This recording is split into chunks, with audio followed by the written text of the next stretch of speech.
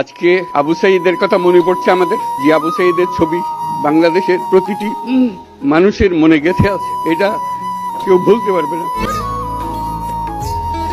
কি অবিশ্বাস্য একটা সাহসী যুবক বন্দুকের সামনে দাঁড়িয়ে আছে, এবং তারপরে থেকে কোন যুবক কোন যুবতী আর হার মানে নাই, সামনে গিয়ে আছে এবং বলছে যত গুলি মারো, মারতে পারো, আমরা আছি। তো যার কারণে এটা সারা বাংলাদেশ জুড়ে এই আন্দোলন ছড়িয়ে গেছে, এবং যার কারণে বাংলাদেশ এই দ্বিতীয়বার স্বাধীনতা অর্জন করলো।